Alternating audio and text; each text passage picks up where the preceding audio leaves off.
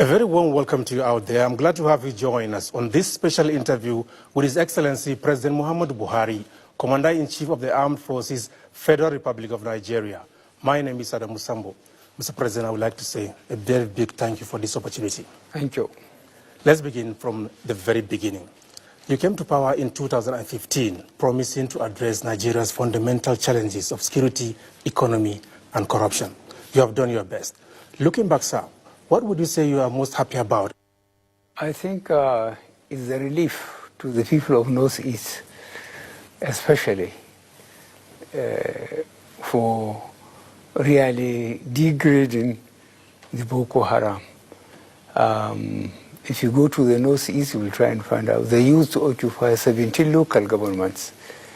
They are now not holding any local government.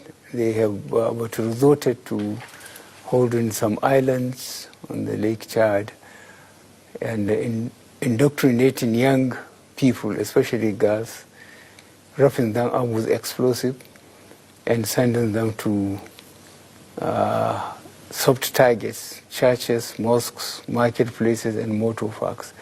So really, our first identified assignment of securing the country, we have achieved some success. The economy, we are very lucky. God has heard our prayers. The rainy season were good, the last two rainy seasons. We made fertilizer available and some of the inputs, and we have virtually achieved food security. Still, sir, talking about the last 4 years, what have been the regrets, your frustrations, things that still worry you about your actions or inactions as president? Well, my frustration is that we cannot move faster in prosecution and punishing the really big corrupt. We made some progress. We recovered a number of assets, fixed assets, and money in banks, including in Europe and America. But under this system, you can't be too much in a hurry. Even if you see, including using whistleblowers, you have to report to the police to go through the rigmarole of full investigation before prosecution. That's my biggest frustration, really. What lessons would you say you have learned so far dealing with politicians and political office holders in the course of discharging your responsibilities as president? Well, everybody is mindful, firstly, of his immediate constituency, that he or she continues to impress his constituency that he is doing very well. But the frustration, as I said, is taking too long, by my own hope, to see that people are punished, those who have frustrated the economic development of the country. Because what resources we have been getting in terms of revenue, we ought to have been putting it into the infrastructure, the roads, the rail, power, and that will enable innovative Nigerians, entrepreneurs, to go about their own businesses. But when the infrastructure is lacking, there isn't much they can do. In the build-up to the 2019 elections, the so-called Nigerian elites, as you used to call them, campaigned vigorously against your election. Did you feel betrayed? No. I always knew that the so-called Nigerian elite, they want to impress on the population, on majority of Nigerians, that they do dictate the terms to governments at all levels, center, state, and local government. But we understand very well. Don't forget, I contested 3 times before I won the 4th time. And in each case, 2003, 2007, and 2011, I ended up to Supreme Court. So really, I understand Nigerian politics.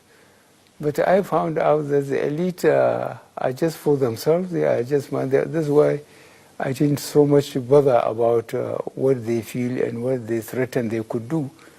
And I'm very pleased that I proved myself right. I hope they will appreciate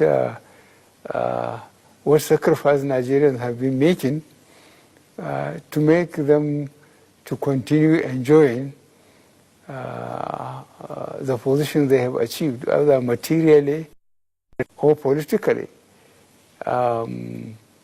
I think they should be thanking the rest of Nigerians, because Nigerians, majority of them haven't trusted me. They voted me overwhelmingly.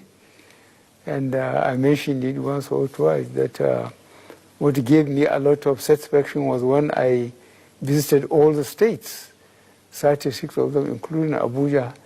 And the people that turned out to listen to me and to see me are more than what anybody could buy or force to come and see me. So I felt that Nigerians really understood me, and they were backing me. And that was proved subsequently during the elections. Yeah, people were wondering before the elections, you never for once expressed doubt over your chances of winning the last elections. And you won with 15.1 million votes. What gave you so much confidence? Yes, I'm confident because, as I told you, I saw the sign that Nigerians understood me. And I reminded you just now, don't forget, I tried 3 times, and it's only the 4th time I won. And there was no local government I haven't visited in this country, no talk of states. Local government, 774 local government between 2003 and 2011. I visited all the local governments.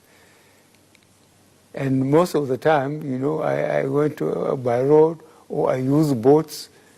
Very few places I go by air, because I was on my own then. So recently you were quoted to have said that the relationship between the executive and the 8th National Assembly wasn't the best. To what will you attribute their uncooperative attitude? I think a culture was developed in the National Assembly that they should dictate the terms. I think which was wrong. It is the executive that dictates the terms and take it before the legislature that will examine it and agree or disagree with it. But when they go around posing that they are the government and not the executive, then that's a problem. And I'm afraid I felt that, and I spoke personally to the Senate President, Saraki, and the leader of the House, Dogara. They could not deny it. I told them, how do they feel to hold the country at ransom for 7 months without passing a budget? So for 7 months, were they thinking? I said, personally, they are not hurting me, they are hurting the country.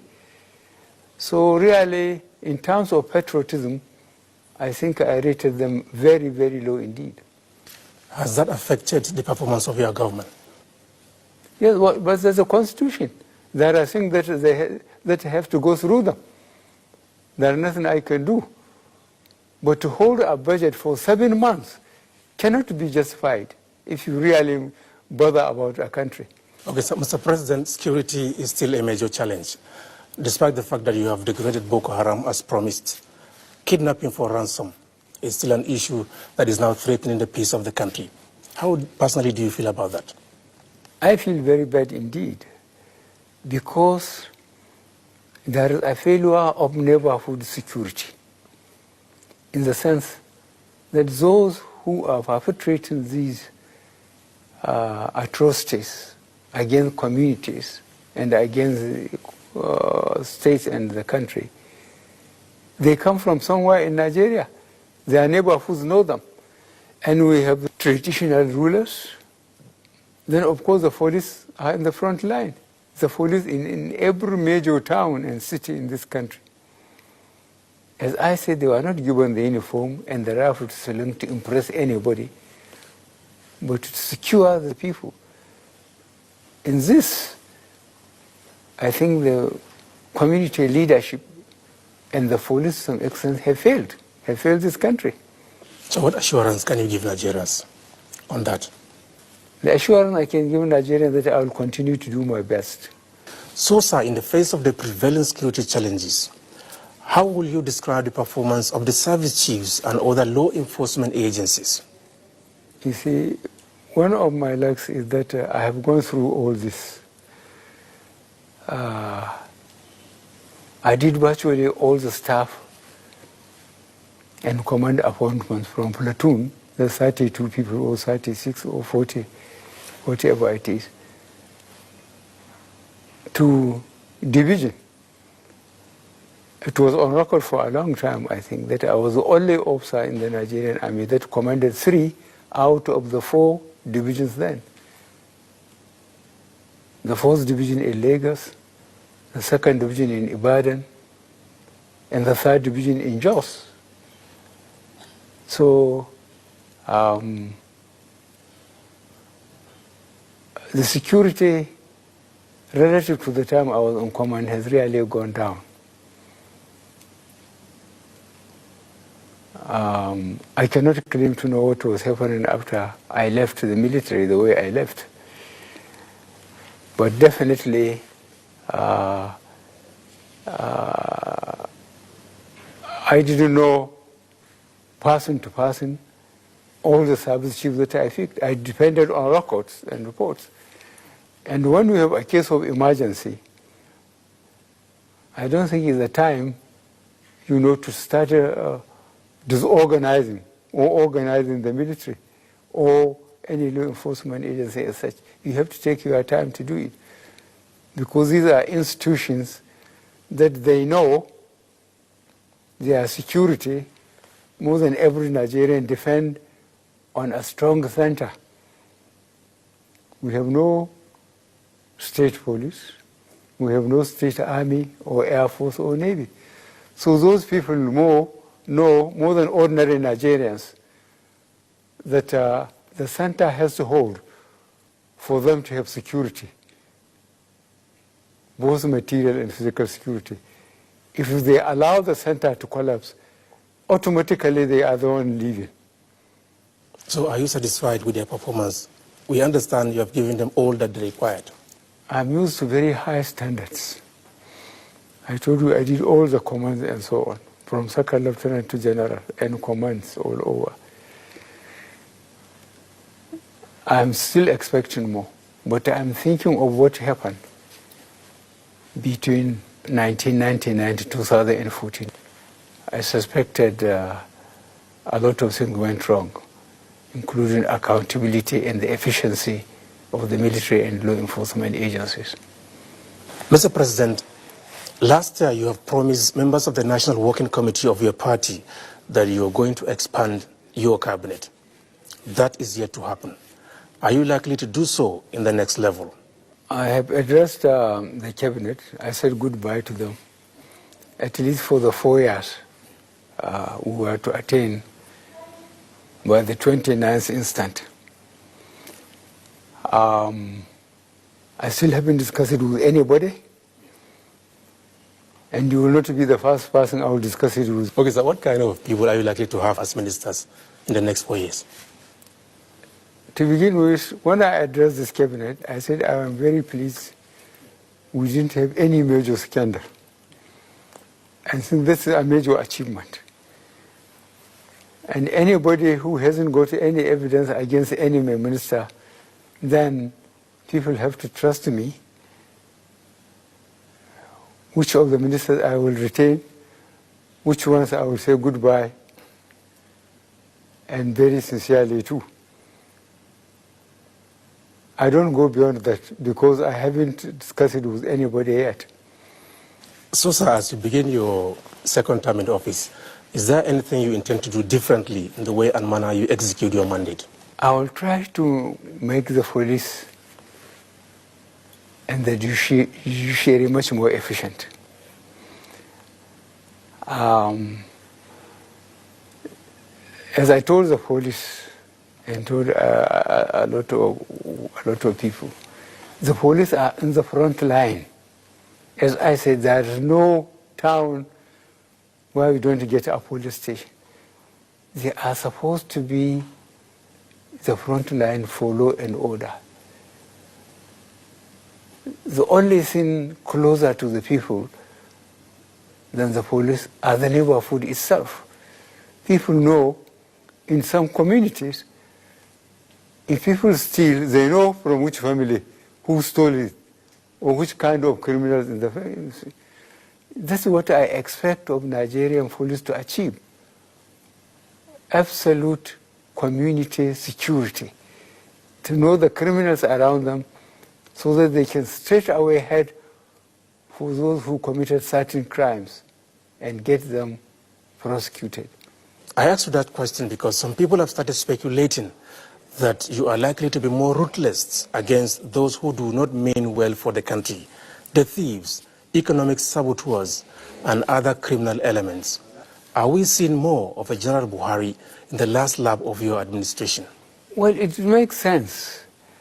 We are making noise that we want people to come and invest their money. Who will bring his money when his general manager or his own will be abducted? So all those screaming for lack of jobs and so on, because we are not attracting capital investment, they should blame them for not cooperating with law enforcement agencies to get the criminals along among us, the abductors, you know, and the 419ers. They live with them, they know them. They can't accommodate them and then blame government for not building factories. The government cannot build all the factories required and employ all the people and produce all the goods and services. What the government should do is to provide security and convince entrepreneurs, both from abroad and from land, to invest, to employ people, to produce goods and services. And what the ordinary people and what Nigerians should do is expose the kidnappers and the thieves, you know. So is it a confirmation that we are likely to see more of a General Buhari next level? Well, I don't know what you make of me, but if you... That you're going to be more ruthless. Well, all those who call me Baba go slow, they will see whether I'm slow or fast. What does that mean, sir?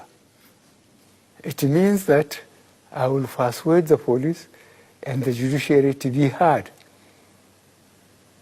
And where I uncover that they are not hard, I will try and trace who is responsible for the slowness in terms of commanders of police from DPOs upwards. The IG alone cannot do everything. He has to depend on commissioners. The commissioners have to depend on DPOs. One of your press singers, Rara from Kano, said, those who should run, should run. Is it a time, sir? Well, it's up to them. If they stay, they know what will happen to them. The others stay and behave themselves, or they better run. Okay, sir. What is your message to Nigerians as you start the last lap of your administration, and what do you expect from them? My message to Nigerians is they should please expose the criminals in their neighborhoods to help the government clear the country and attract foreign entrepreneurs to come and invest into the country, to create factories, you know, employ people and produce goods and services. This is what will move Nigeria forward. You cannot accommodate criminals in your neighborhood and start blaming government, glibly blaming government that nothing is being done. People are deliberately stopping government from doing anything. You have been described differently by different people. Man of integrity, man of honor, incorruptible. Some simply say you are phenomenal in Nigeria's political landscape. How will you describe yourself personally? Who is Muhammadu Buhari? Well, I like to start by praising teachers of my generation. I spent 9 years in boarding school, 3 years in primary boarding, and 6 secondary school. Now I think they do 5 years or 4, I don't know how many years. The teachers then, they were treating children and students like their own children. If you do well, as a student, they praise you in the classroom and in the assembly hall, which is held daily, 6 times a week. If you misbehave, you will be flogged in front of your class or in the whole assembly hall. So the best out of you is brought physically and academically. You have to be well to survive. You have to do well, be doing well to survive. I was a class monitor. I was a junior prefect. I was a senior prefect. I was a head boy. I earned all those, and I know what I went through. But without good teachers, I wouldn't have been able to do it. So who is Muhammadu Buhari? I think I went through hell throughout my career in the military. I was a lieutenant in Lagos during the first coup, 15th January 1966. And if you bother about Nigerian history, you read coup, counter-coup, civil war, coup, counter-coup. I was all in it, including in detention for 3¼ years. So I'm fully qualified, as a suffering Nigerian. So, Your Excellency, Nigerians would like to know whether there's anything secret behind the remarkable way and manner people show you love, respect, and trust consistently since joining partisan politics in 2002 for free. Well, I thank Nigerians for putting me under the microscope and seeing the way I came through. They knew I was a governor, now 6 states. I was in petroleum for 3¼ years. I was a military head of state. Then I joined partisan politics when the uniform was removed from me. I tried 3 times, ending up in Supreme Court 3 times. And then I won 2015. And now constitutionally, I won the last time, the 5th time. So really, for somebody who has been in the field for 20 years, from bottom to top, I think if Nigerians show respect or love for me, I'm grateful they appreciated my efforts. So there's nothing secret about that? There's no secret about it. The secret is that I try to survive. So all those who are trying to survive, they better continue trying harder. Eventually they will succeed. It's a question of trying harder and harder. Finally, sir, recently you got some people confused when you visited Saudi Arabia. Confused about what? They saw you running. Yes. Try and understand the performance of Hajj and Umrah. There is a certain place where we have to jog. That's all I was doing. I'm complying with the religious terms of doing the thing. And I'm begging God to lead me and make me succeed. And that's a place to do it. And I was doing it very hard. They were wondering, how could the president be running like that? Who is the president before God? It's just as ordinary as you. We are all ordinary before God. Your Excellency, I'd like to say a very big thank you for this opportunity. Thank you for making it very hard for me. And to our TV viewing audience, thanks for your company. Join us next time, God's willing, for another special interview with President Muhammadu Buhari, Commander-in-Chief of the Armed Forces, Federal Republic of Nigeria. My name is Adamu Sambo saying, bye for now.